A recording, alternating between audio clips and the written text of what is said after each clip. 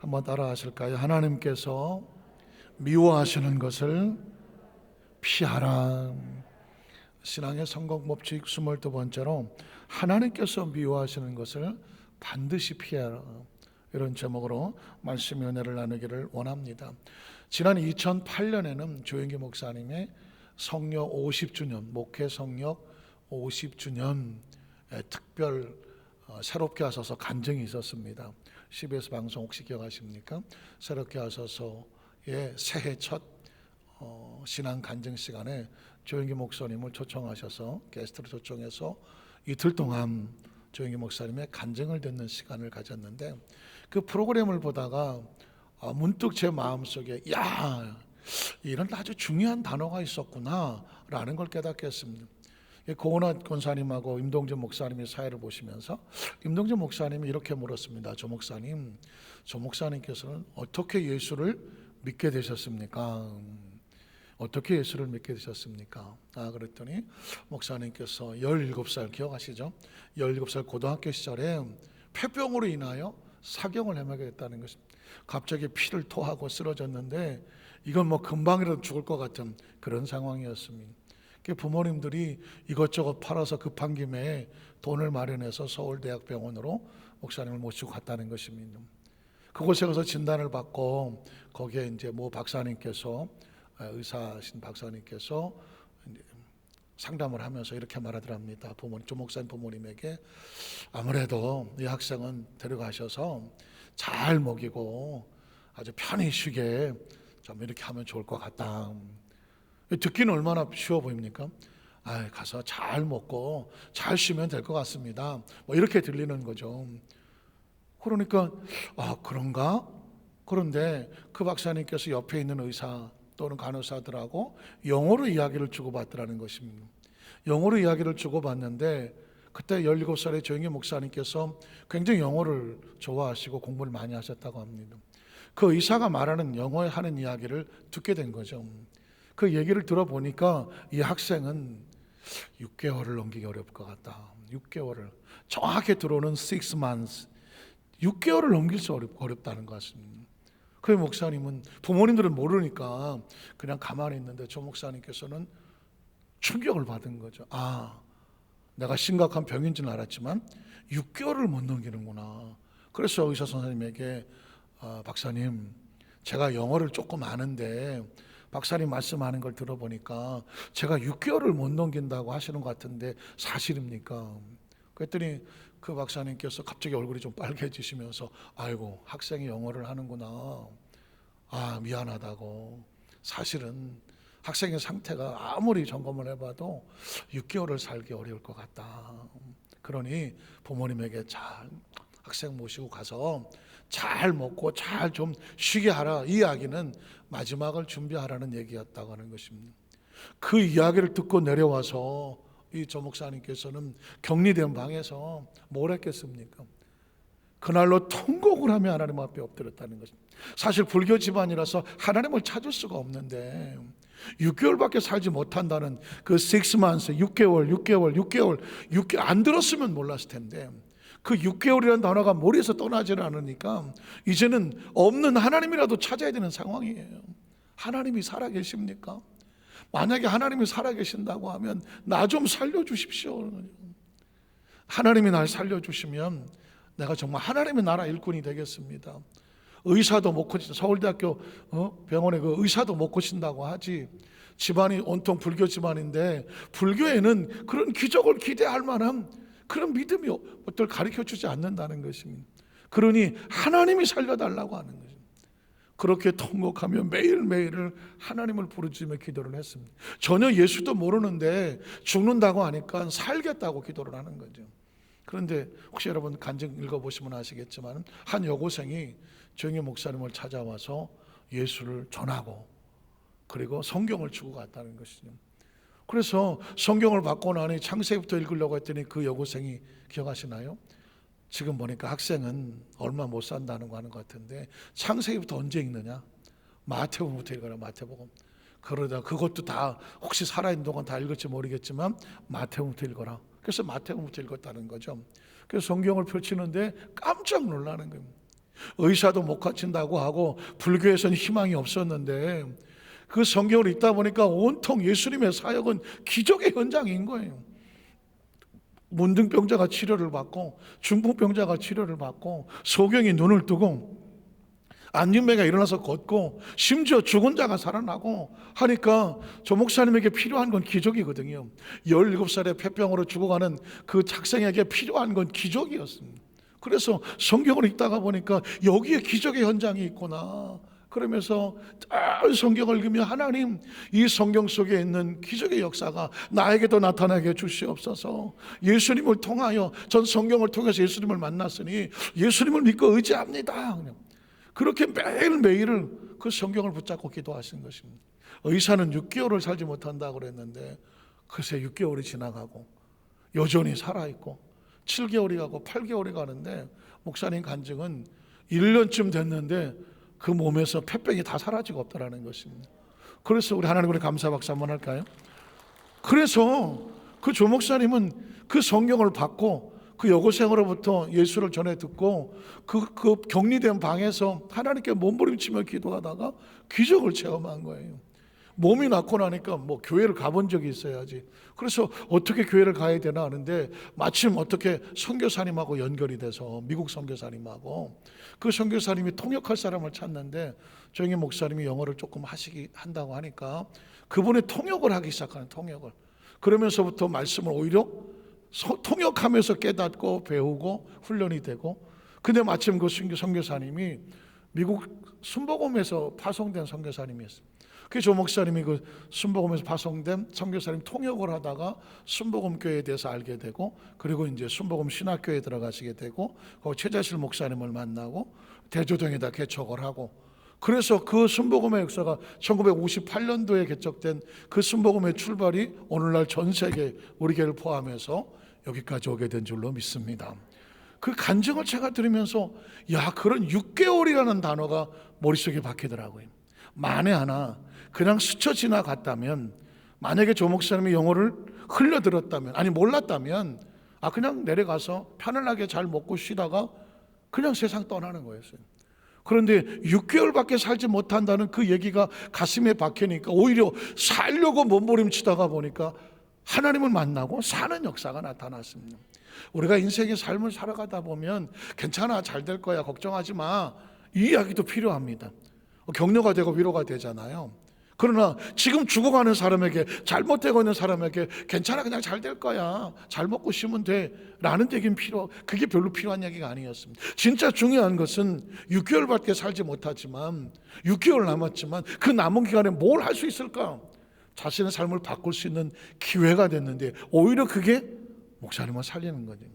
성경에 보면 하나님께서 우리에게 축복의 하나님으로도 인애하시고 자비하시고 정말 우리의 삶에 축복하신 내가 가득하게 임합니다.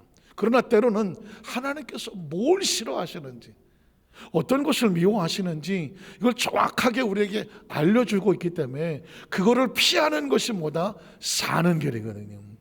복을 받는 길도 중요하지만 잘못된 길로 가지 않는 것도 중요한 거예요. 오늘 저는 이 시간 여러분에게 하나님께서 미워하시고 또 싫어하시는 두 가지를 말씀을 드려서 이게 우리의 삶 가운데 절대로 오지 못하도록 그를 잘라내고 막아내고 피하여 사는 역사가 있기를 주님의 이름으로 축원합니다. 우리 첫 번째, 하나님께서는 불순종에 대하여 철저하게 미워하시던, 한번 따라하죠. 불순종이 뭘까요? 하나님이 말씀하신 명령을 따라 지키지 아니하고 자기 마음대로 멋대로 가버리는 길이죠. 멋대로. 이건 당연히 미워하실 수밖에 없겠죠. 미워하실 수밖에 없는. 그러면 하나님께서 미워하는 불순종에 대해서는 어떻게 하나님 말씀하시느냐? 창세기장 16절로 17절에 보면 야훼 하나님이 그 사람에게 명하여 이르시되 동산 각종 나무 열매는 내가 임의로 먹되 선악을 알게 한 나무 열매는 먹지 말라. 성경은 두 가지를 얘기합니다. 하라와 하지 말라. 한번 따라 하실까요? 하라, 하지 말라. 성경에 그 많은 얘기를 여러분, 성경에 어떤 얘기가 나오더라도 딱 두 가지예요. 하라와 하지 말라요. 하라는 것은 하면 사는 거고 하지 말라는 것은 하지 않으면 사는 거예요. 이건 선악과로부터 시작해서 앞으로 저와 여러분을 살아가는데 아주 단순해요. 하라는 것은 하면 되는 거고 하지 말라는 것은 하지 않으면 돼. 인생이 그렇지 않습니까? 저와 여러분이 생명을 지키는 데 있어서 생명을 지키기 위해서 뭘 해야 안전한지 다 알아요. 모르는 사람 없죠. 뭘 하면 생명이 안전한지 알아요. 자, 뭘 하면 생명이 위험한지, 하지 않으면 위험한지도 알아요. 그건 아예 먼 태교 쪽부터 하나님께서 주신 우리의 법칙이에요. 법칙이에요. 자, 그러면 선악을 알게 한 나무 열매는 먹지 말라. 그것을 먹는 날에 뭐죠? 불순종하는 날에는, 지키지 않는 날에는, 네 마음대로 하는 날에는, 너 하고 싶은 대로 하는 날에는 결과가 뭐예요? 반드시예요. 예외 없이 어떻게 되리라? 죽으리라 하는 것입니다. 그러니까 이 말씀을 하시는 하나님은 아담과 하와를 협박합니까? 공갈합니까? 잘못되게 하려고 하는 것입니까? 전혀 아니에요. 어떻게 해서 만든 생명인데, 이 생명을 잘 지키고 어떻게 해서 받은 에덴동 축복인데, 이걸 잘 하기 위해서 네가 사는 방법이 뭔지 아냐? 하라는 것은 하고 하지 말라는 건 절대로 하지 말아라. 그래야 네가 산다. 내가 널 어떻게 만들어서 어떻게 내가 여기까지 끌고 왔는데, 이게 하나님의 마음이에요. 이게 하나님의 사랑입니다. 그런데 아시는 것처럼 아담과 하와가 선악과를 따먹잖아요. 따먹은 게 뭐예요? 불순종하는 거죠. 하지 말라는 것을 하고 있는 거죠. 그때 머릿속에 들어와야 되잖아요. 이걸 하면 죽는구나. 죽는구나. 조 목사님이 내가 6개월 안에 내가 죽는구나. 그러면 살려면 어떻게 해야지? 하나님을 찾았던 것처럼, 하나님도 모르는데 찾았던 것처럼, 내가 이 선악과를 따먹으면 죽는구나. 그러니까 살려면 어떻게 돼야지? 입에 넣었다가도 토해야 버려야지. 이게 저와 여러분이 생명을 지키는 아주 중요한 거예요. 근데 아담과 하와가 토하지를 못하고 꿀꼬덕 삼켜버린 거예요. 불순종을 넘어버린 것이죠. 그랬더니 어떻게 될까요? 이 3장 22절 24절에 보면 결과 이렇죠.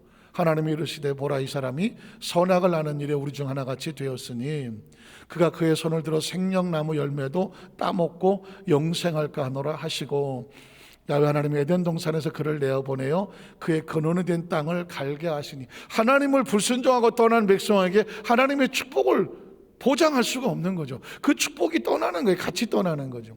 이같이 하나님이 그 사람을 쫓아내시고 에덴 동산 동쪽에 그룹들과 두루도는 불칼교를 두어 생명나무 길을 지키게 하시니라. 뒤집어 말하면 이제 다시 영생이라는 생명의 나무를 얻을 수가 없게 됐다는 것입니다. 이건 에덴 동산에만 그런 것이 아니라 창세기부터 계시록같이 하나님의 역사하시는 것 가운데서 하나님이 가장 싫어하는 게 뭐냐? 말씀에 불순종하여 자기 마음대로 하는 것입니다. 오늘 성경 본문은 그런 내용입니다. 사무엘상 15장 1절로 3절에 보면 사무엘은 이스라엘의 마지막 선지자, 처음 선지자요, 마지막 사사와 같아요. 그리고 사울의 머리에 기름을 부었던 선지자입니다. 사울은 이스라엘이라는 나라의 첫 번째 왕이고요. 사울에게 이르되 야훼께서 나를 보내어 왕에게 기름을 부어 그의 백성 이스라엘의 왕으로 삼으셨습니다. 자, 왕으로 삼은 이유가 뭐냐면 이제부터는 누구의 말을 들어야 돼요? 왕은 야훼의 말씀을 들으셔서. 예수님을 구주로 믿으시면 아멘 하십시오. 구주를 믿어서 크리스찬은 누구의 말을 들어야 될까요? 하나님의 말씀을 들어야 돼요. 하나님 말씀은 어디에 기록되어 있을까요? 성경에 기록되어 있는 거예요. 오늘 예배 가운데 여러분이 설교를 듣는 이유가 뭘까요? 성경에 기록된 하나님의 말씀이 무엇인지를 알고 들으려고 나와 있는 것이죠. 가슴에 새기려고 나온 것이죠. 말씀을 들어야 사는 것이니까. 오늘 사무엘도 사울에게 똑같이 얘기하는 겁니다. 하나님의 말씀을 들으셔서, 그래야 왕의 자리를 지키고 왕의 직분이 보존이 되고 하나님이 당신을 계속 사용할 수 있습니다.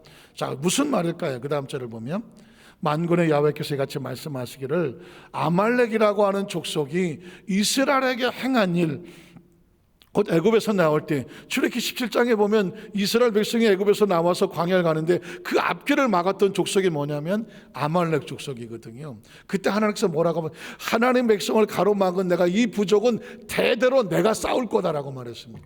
근데 여기서 이제 아말렉 족속이 사라지는 거예요.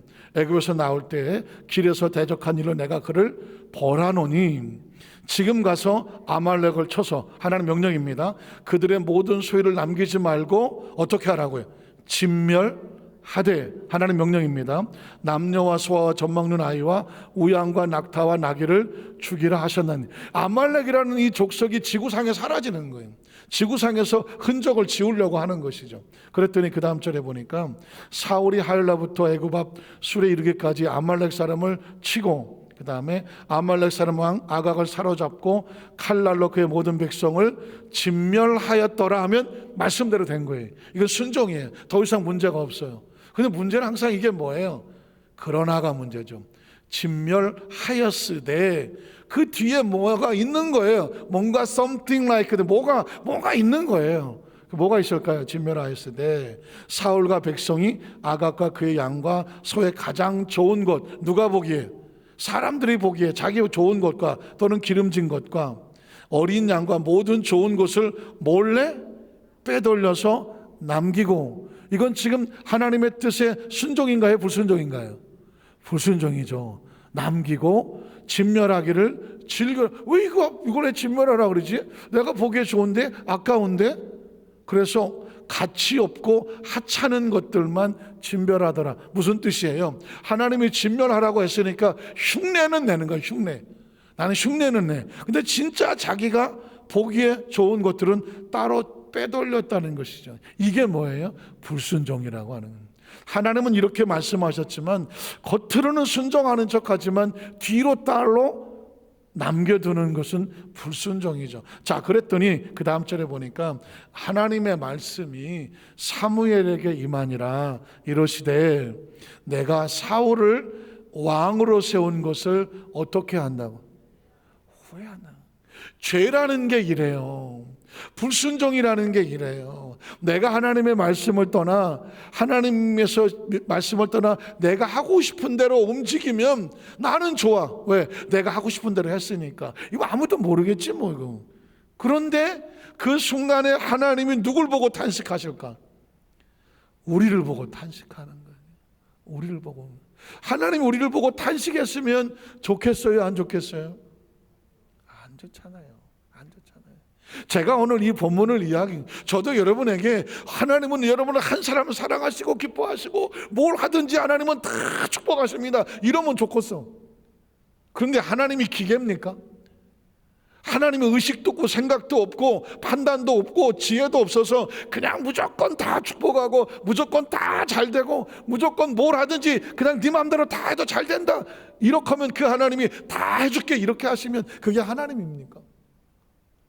하나님은 하나님의 말씀에 순종하여 잘 되게 하려고 하는데 그 길을 벗어나면 어떻게 될까요? 자동으로 안 될 수밖에 없지. 그러니까 하나님 왜 한탄할까요?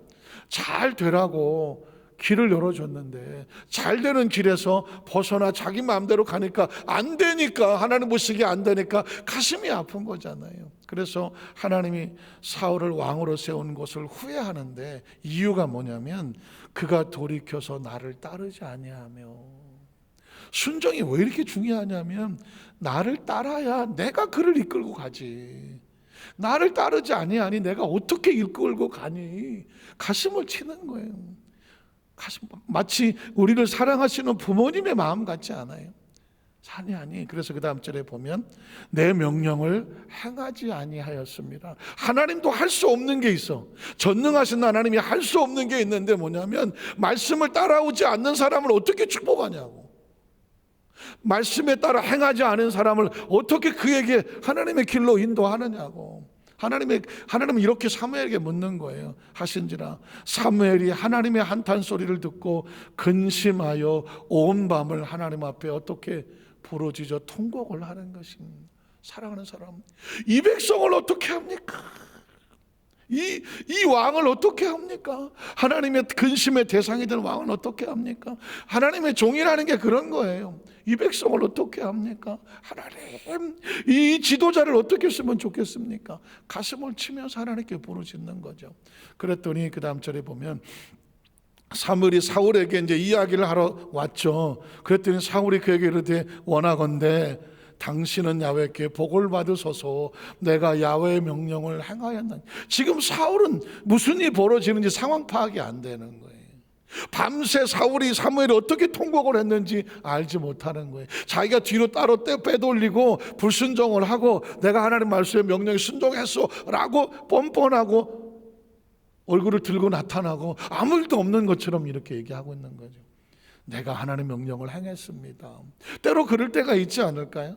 그럴 때가 있지 않을까요? 분명히 내가 뭔가 하나님과의 관계 속에서 불편한 게 있는데 마치 아무 일도 없는 것처럼 그냥 쓰는데 그 영혼은 얼마나 비참하고 아프겠어요.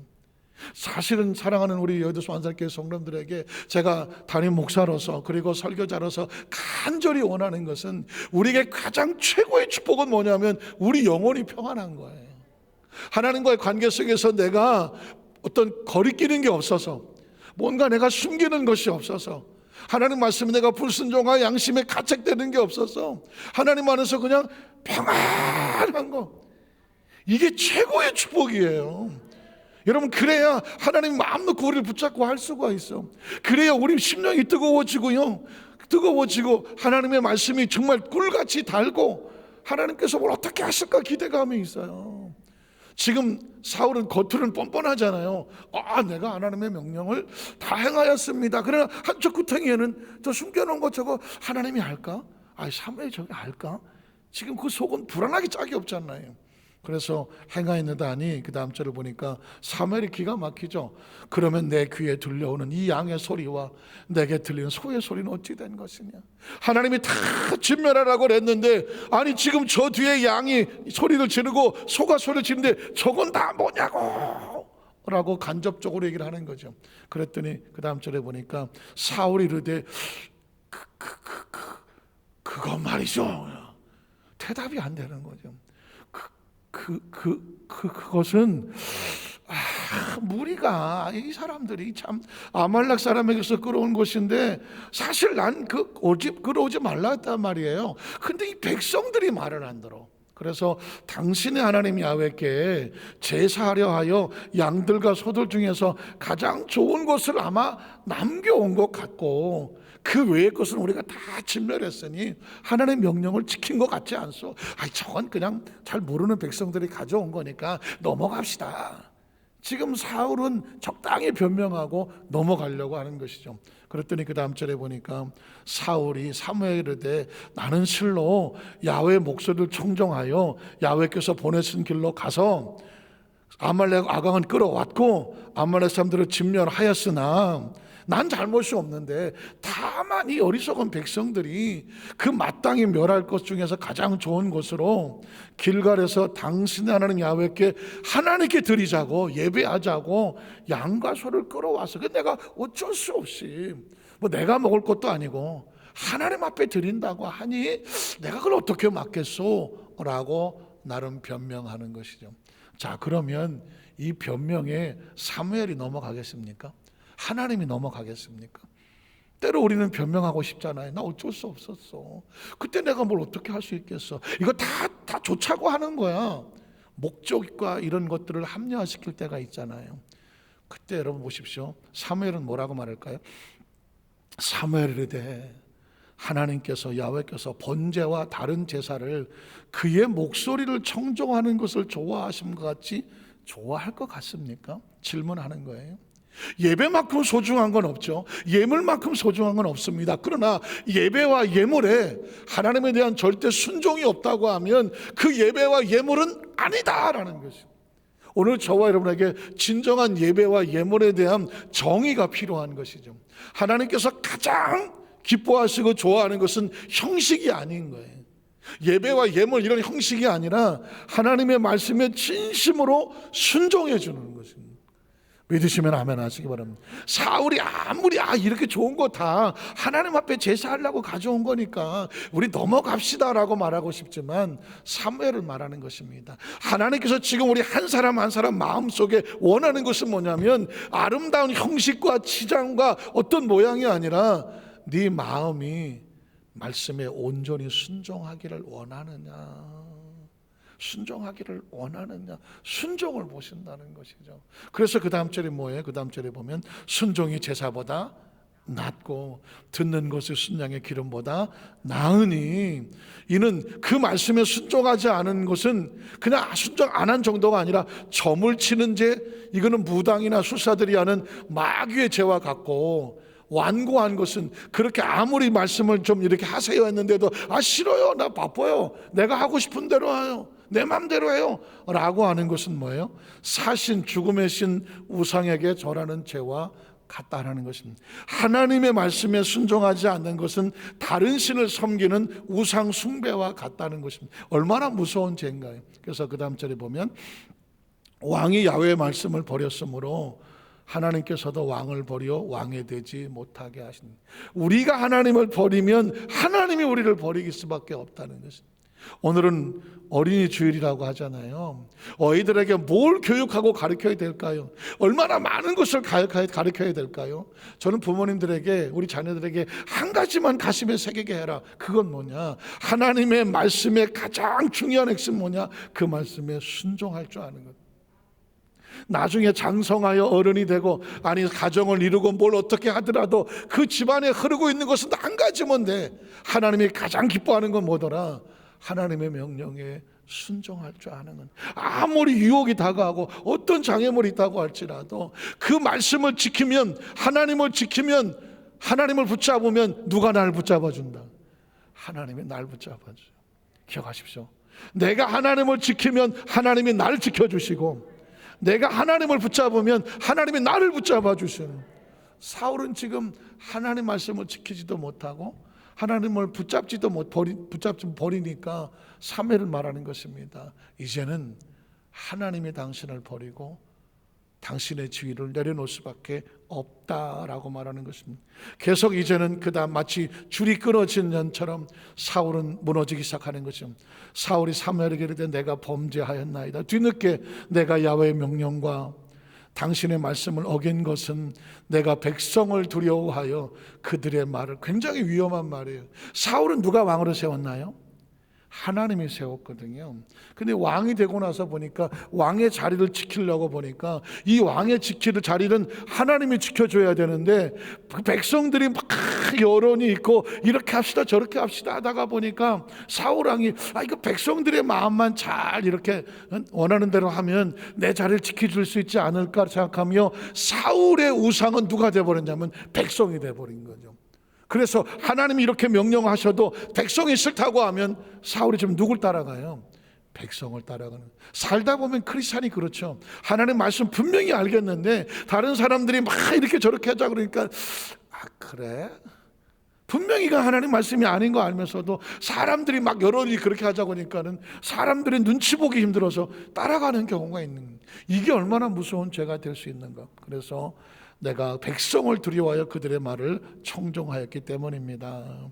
그랬더니 청하오니 지금 내 죄를 사하고 나와 함께 돌아가서 나로 하여금 야훼께 경배하게 하소서. 여러분, 하나님과 단절된 사람은요 예배를 드릴 수 있는 힘을 잃어버려요. 이 자리에 나와 있고 대면과 비단 예배를 드신 사람이 여러분 정말 지금 이 순간에 세상에서 가장 축복의 존재라는 사실을 어이구 깜짝이야.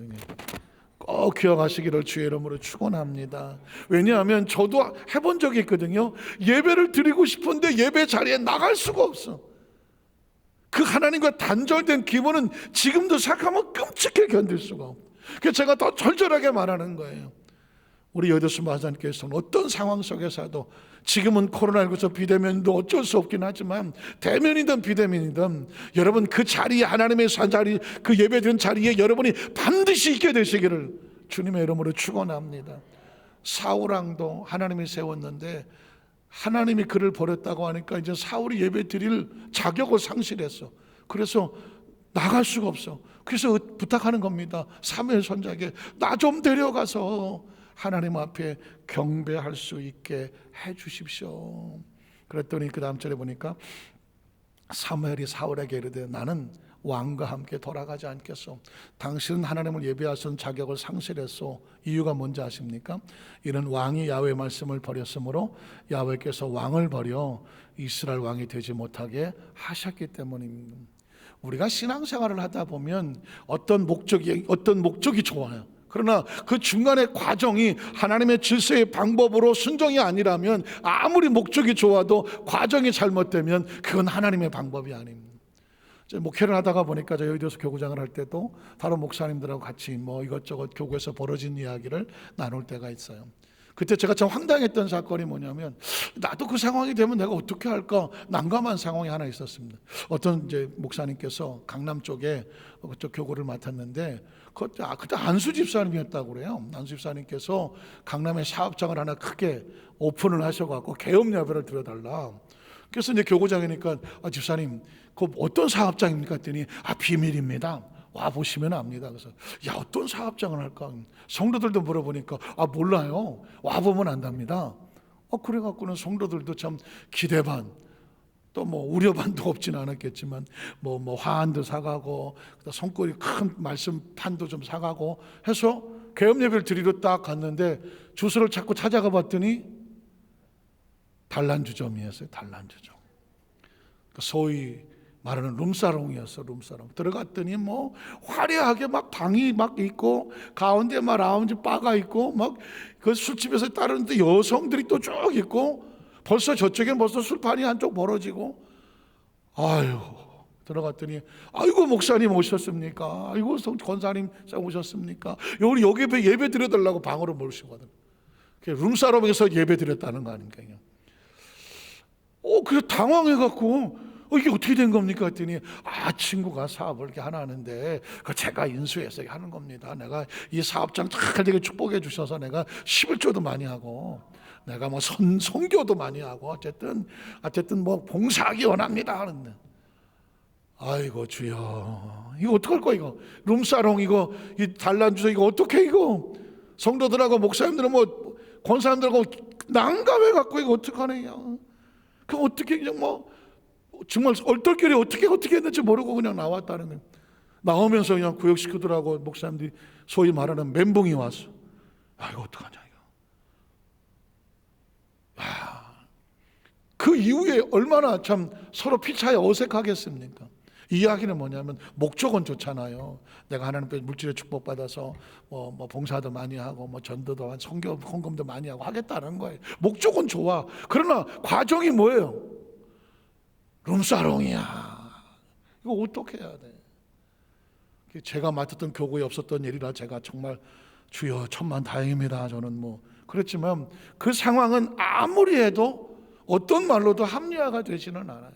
스스로 그 안수 집사님께서 아마 목적을 생각하다가 보니까 과정을 잃어버렸던 것 같아요. 저는 우리 성도들 개업 예배를 드리러 가면 반드시 저에게 트라우마가 하나 있어갖고 반드시 이 기도를 합니다. 이유는 뭐냐면 제가 서대문에서 교구장을 할 때였는데 한 집사님 한 분이 정말 어렵게 사셨어. 정말 세상 말로 찢어지게 가난할 정도로 정말 어려웠어. 온 성도들 기도도 많이 하고 그 성도들 정말 기도하는데, 저 하나님의 은혜로 홍제국민학교 앞에 홍제초등학교 앞에 분식센터를 하나 하게 됐습니다. 조그맣게. 온 식구들이 가서 막 청소도 해주고 뭐 달아도 주고 진짜 예배 드리면서 눈물로 기도하고 왔어요. 정말 잘 돼야 됐는데, 근데 정말 잘 돼요. 정말 뭐 아이들이 분식센터 뭐 바글바글하게 모이고 뭐 정말 이제는 뭐 뻗듯하게 뭐 옆에 칸도 늘려가고 복을 받았어요. 그런데 이게 잘 되기 시작하더니 얼굴 보기가 힘드네. 얼굴 보기가 바빠. 주일날 2부 3부 오시던 분이 2부 3부도 안 보여. 나중에 전화해 보면은 5부 예배 드리고 왔어요. 6부 예배 드리고 왔어요. 5부 6부 예배 드렸다는 게 뭐 그게 잘못됐다는 게 아니라 본인이 시간에 쫓겨서 와서 그냥 후다닥 왔다가 또 빨리 가고, 그러니까 예배가 중심이 안 되는 거예요. 그리고 또 몇 개월 지나서는 그것도 안 보여. 전화했더니 목사님 제가 요즘 바빠갖고 주일날 더 바빠요. 그러니까 조금 요거 좀 지나서 갈게요.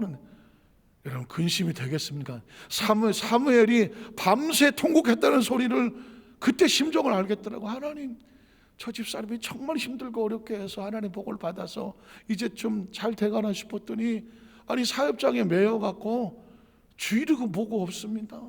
하나님을 떠나가고 잃어버립니다. 이거 어떻게 해야 됩니까? 계속 이대로 가야 이게 사는 것인지 아니면 뭐가 정신을 차려야 사는 것인지 정말 난감하더라고요. 그래서 지역장, 구역장 우리 권사님하고 한번 그 집을 찾아갔더니 주일날이니까, 세상 말로 일요일날이니까 운동장에 애들이 바글바글해요. 그러고 나서 계속 와서 사 먹어. 겉으로 봐도 주일날 가게를 비울 수가 없는 상황은 이해는 되더라고. 그러나 어떻게 해서 거기까지 왔습니까? 예배는 지켜야 되잖아요. 예배는. 그랬더니 거기서 뭐 문 밖에서 그냥 건성건성 있다가 왔어. 가슴을 무거워 견딜 수가 없어. 그렇게 몇 개월이 지났는데, 아이고, 이 집사님께서 왔는데 막 코가 석자야. 목사님, 저 좀 살려주세요. 왜요? 왜 바쁘신데 왜? 그랬더니, 아니, 그 앞에 그 분식센터 잘 된다고 소문이 나갔고, 그 옆에 공간만 비면 전부 너도 나도 다 분식센터 세웠어. 그러니까 5개가 더 생겼어. 그러니 애들은 거기 오는 애들 한정인데, 아니 뭐 5분의 1, 뭐 6분의 1로 나눠지고, 뿐만 아니라 나중에 세운 분식센터 얼마나 또 잘 적겠어. 그러니까 손님이 점점 아이들이 없어지기 시작하는 거예요. 그때 하나님이 생각이 나더래.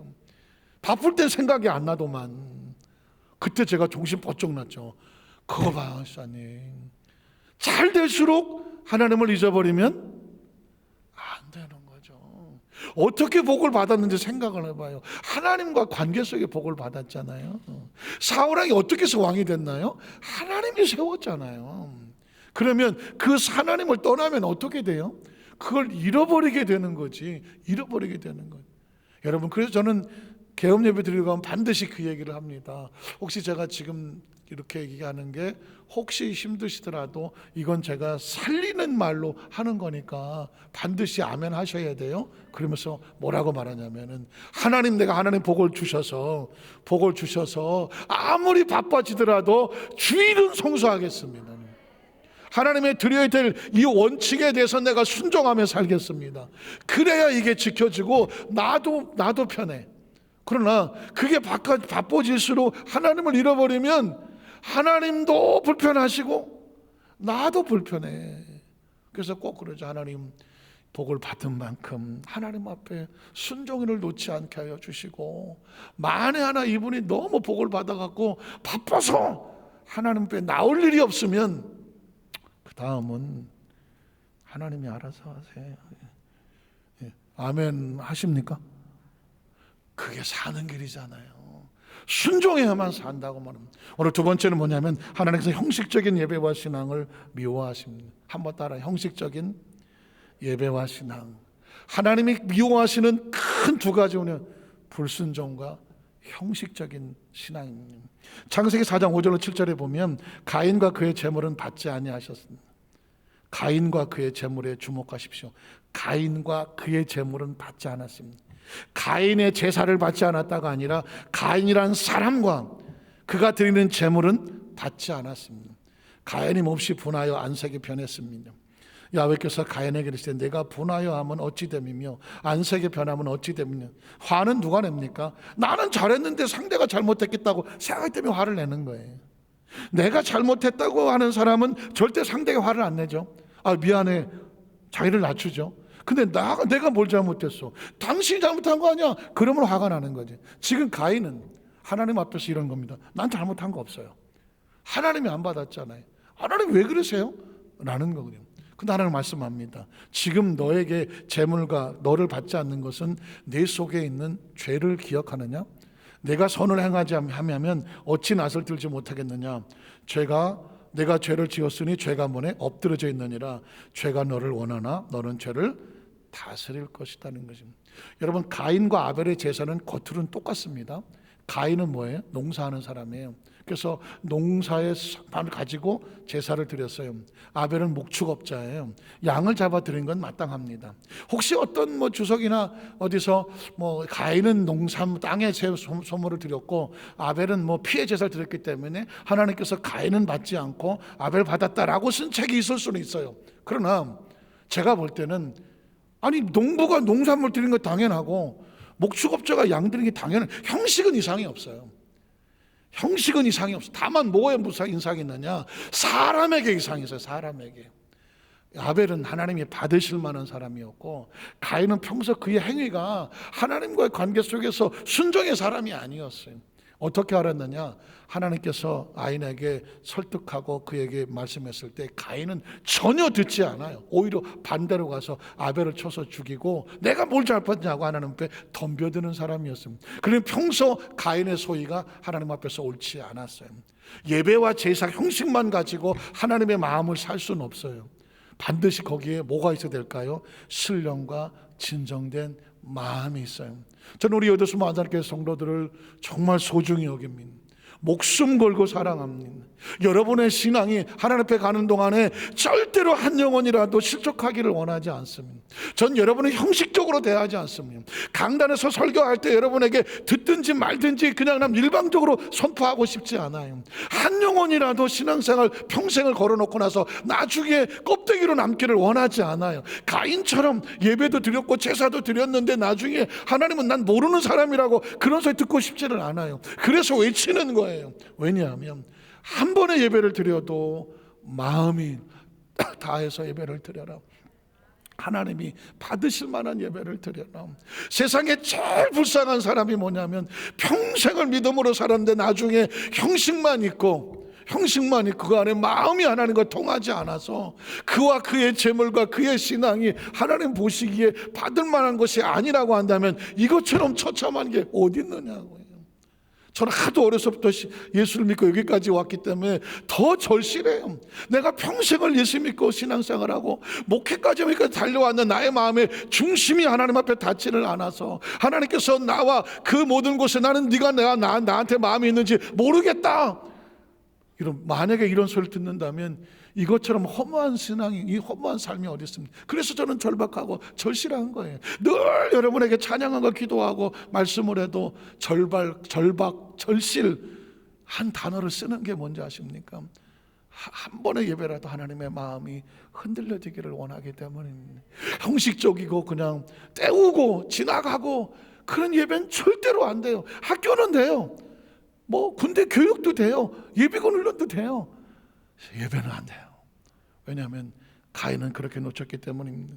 여러분 보십시오. 민수기 14장 21절 24절에 보면 하나님 우리의 마음을 얼마나 원하는지, 그러나 진실로 내가 살아있는 것과 야훼의 영광이 온 세계에 충만할 것을 두고 맹세하노니 내 영광과 애굽과 광야에서 행한 내 이적을 보고서도 이같이 10번이나 나를 시험하고 내 목소리를 청종하지 아니한 그 사람들은 내가 그들의 조상들에게 맹세한 땅을 결탄코 보지 못하게 할 것이고 또 나를 멸시하는 사람은 한 사람도 그것을 보지 못하리라. 그러나 내 종 갈렙은 뭐가 달라요? 그 마음이 그들하고 달라. 형식적이고 위선적이고 자기중심적이었던 그 마음과 달리 갈렙은 나를 온전히 따랐다는. 순종이 뭐예요? 따르는 게 뭐예요? 마음을 거기에 두는 거예요. 마음을 두는 거예요. 따랐은즉 내가 갔던 땅으로 내가 그를 인도하여 드리리니 그의 자손이 그 땅을 차지하는 거예요. 하나님께 마음 있는 사람이 하나님의 땅을 차지하는 거예요. 신명기 8장 1절 2절에도 보면 내가 오늘 명하는 모든 명령을 너희는 지켜 행하라. 그리하면 너희가 살고 번성하고 야훼께서 너희 조상들에게 맹세하신 땅에 들어가서 그것을 차지하리라. 네 하나님 야훼께서 40년 동안에 광야길을 걷게 하는, 신앙생활하다 보면 항상 좋은 건 있지는 않아요. 때로 힘들고 어렵고 광야 같고 억울하고 속상하고 때로는 벽에 부딪힌 것 같고 계곡 같고 골짜기 같고 내가 생각지 못한 여러 가지 장애물들이 있을 수 있어요. 그러나 기억해라. 이는 너를 낮추시며 너를 시험하사 내 마음이 어떠한지, 그럼에도 불구하고 네가 내 마음을 믿고 따라주는지 그 명령을 지키는지 알고 싶어 하기 때문입니다. 인생을 살다 보면 하나님 세상 말로 나한테 왜 이러세요? 다른 사람들은 다 괜찮은데 왜 나한테만 이런 시련이 있어요? 왜 나한테 이런 상처를 주세요?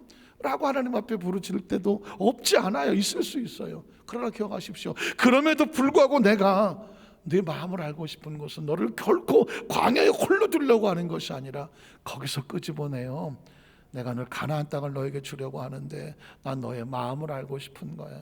네가 나에게 마음을 주면 나의 마음과 땅을 너에게 줄게. 이게 하나님의 마음이에요. 그래서 그 다음 절을 보면 너를 낮추시면 때로 낮추죠. 너를 줄이게 하면 때로 배고프죠. 또 너도 알지 못하면 내 조상도 알지 못하던 만나를 내게 먹이신 것은 사람이 떡으로만 사는 것은 아니더라. 하나님 입에서 나오는 모든 말씀으로 사는 줄을 내가 알게 하려 하심이고, 이 40년 동안 내 의복이 헤어지지 아니하였고 내 발이 부르트지 아니하도록 하나님이 안고 오지 않았느냐. 너는 사람이 그 아들을 징계함, 아들이 부모가 자식을 징계한다기보다는 교육하고 훈련하겠죠. 훈련함 같이 내 하나님 아버지 너를 교육하고 훈련시키는 그 마음을 생각하고 내 하나님 나의 명령을 지켜서 그의 길을 따라가며 그를 끝까지 뭐예요? 경외, 존경과 두려움으로 마음을 다하라는 것입니다.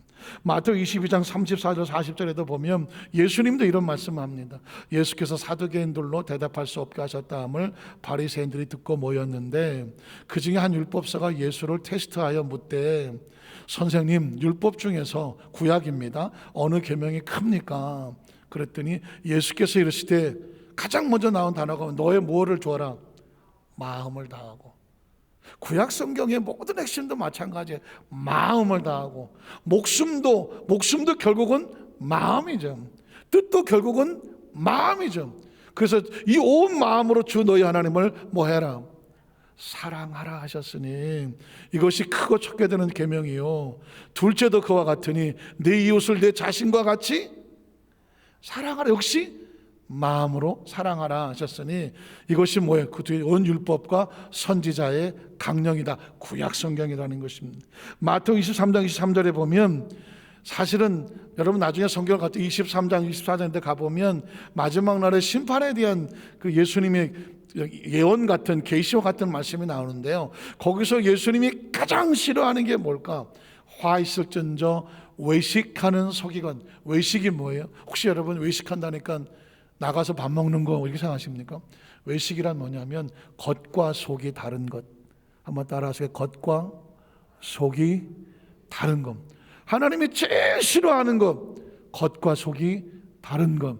이게 뭐야? 형식이라는 것. 겉모습은 화려한데 그 속은 정말 하나님이 중심적이 아닌 것. 누가 그랬느냐? 서기관들과 바리새인들, 진짜 종교주의자들입니다.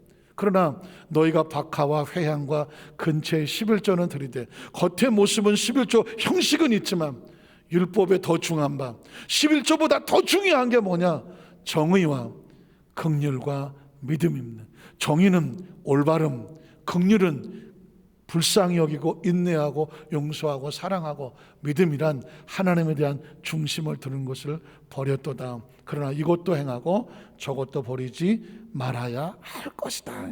그러니까 성경은 신구약을 막론하고 철저하게 하나님 중심적인 마음을 원한다는 것입니다. 말씀을 정리하기 원하는데, 오늘은 정말 5월달에 장로님 기도하는 것처럼 오랫동안 준비하고 기도하다가 성찬을 이제 5월달에 하게 됐는데요, 성찬 예식의 형식이 조금 달라요.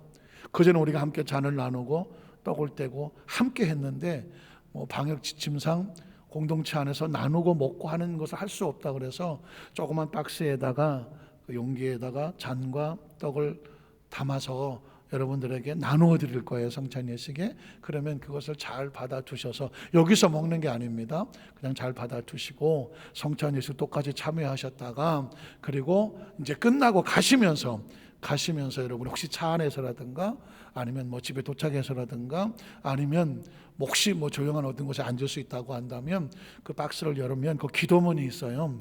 기도문을 같이 기도하는 마음 보고, 그리고 성찬 예식에 했던 그 마음을 가지고 잔과 떡을 먹으면서 성찬 예식을 해주시면 되는 거예요. 제가 좀 우려하는 것은 뭐냐면, 혹시라도 가방에 넣고 그리고 또 혹시 차에 놔뒀다거나 하다가 깜빡 잊어버리고 그냥 몇 시간 동안 그냥 방치를 해버리면, 날씨가 요즘 따뜻한 편이잖아요. 그래서 포도주는 괜찮지만 떡은 상할 우려가 없질 않아요. 우리가 성찬 예식을 해놓고 떡을 상하게 놔두면 이것처럼 가슴 아픔이 어딜까요? 형식이 돼버릴 수가 있잖아요. 그래서 절대로 그럴 리는 없겠지만 제가 그 떡과 잔을 잘 관리해서 꼭 드시고, 정말 만에 하나 어쩜 피할 수 없는 일을 인하여 몇 시간 동안 그 떡이 방치가 돼서 혹시라도 상하서 먹을 수 없다, 좀 가슴 아프지만 절대 그런 일이 있어서 안 되지. 만약 그럴 경우라면 그걸 어디다가 함부로 처리하기도 그렇잖아요. 그래서 그냥 땅을 조그맣게 파서 묻어서 이렇게 처리해 주셔야지, 어디 뭐 쓰레기통에 버리거나 아니면 이렇게 하는 것은 우리가 이 형식적으로도 온전히 예배드리지만 우리 마음이 온전하지가 않잖아요. 그래서 올해 5월 달에 성찬 예식은 바로 신령과 진정한 마음으로 참여와 함께 이어지는 성찬 예식도 각자에게 주어진 것도 그런 신령과 진정한 마음으로 잘 예배를 드려서 우리 마음이 온전히 하나님께 있음을 하나님 앞에 고백한 우리 모든 성도님 되시기를 주님의 이름으로 축원합니다. 여러분 두 손을 가슴에 얹으시겠습니다. 두 손을 가슴에 얹으시고